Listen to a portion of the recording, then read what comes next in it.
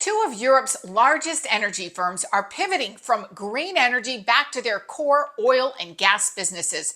Turns out that not only are oil and natural gas affordable and reliable sources of energy, they also bring higher dividends to investors. Increasingly, these corporate CEOs are learning they need to be more responsive to investors and less responsive to climate change activists who, in recent years, have attempted to hijack corporate priorities. Both Shell and fellow UK energy firm BP opted against further cuts to oil production recently in a bid to restore investor confidence as their renewable ventures struggle. While the moves were met with criticism from climate focused investors, activist investors and protesters attempted to storm the stage at Shell's annual shareholder meeting last May. The companies are likely to stay the course despite criticism, thanks to the reliability of oil and gas to drive profits. Joining me now is Joe Trotter. He is the Task Force Director for the Energy, Environment, and Agriculture Task Force at the American Legislative Exchange Council, sometimes known as ALEC.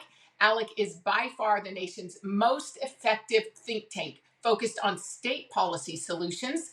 The guiding principles are limited government, free markets, and federalism. What do you think is going on here? There was this big push for something called ESG, environment, social, and governance programs.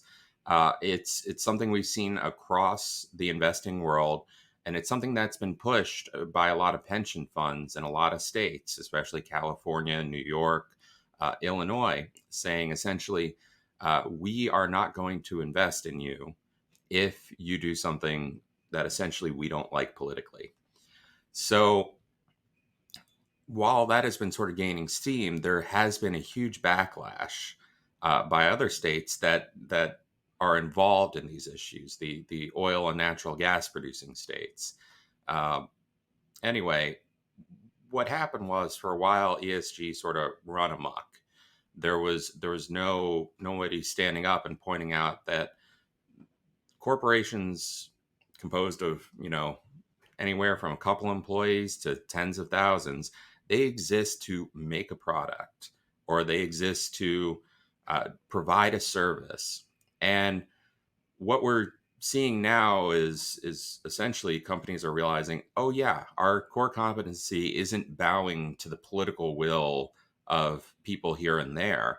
It's to do what we specialize in. So you're seeing these large companies sort of refocus on what their core mandate is, which is produce something. And fossil fuels are still in high demand. There has been this huge push towards like electric cars and just battery technology, things like that. But the technology isn't there yet. And despite what people may wish, fossil fuels are going to be around for a long time. The demand is high. We've seen skyrocketing gas prices over the last few years. We've seen a demand for natural gas, and these companies are just refocusing on their core competencies. And it's good for the markets, it's good for the investors, it's good for pension funds, it's good for the workers who have jobs doing what they've trained to do.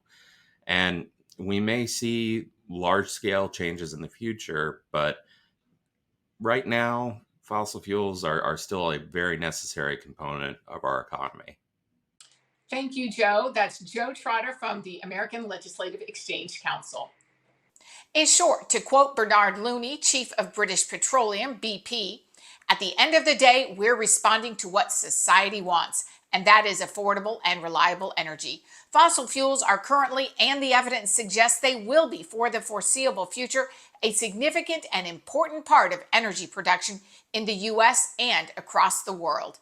If you like what we're doing here at Americans for Limited Government, please like and share this video and subscribe to Americans for Limited Government on YouTube and Rumble.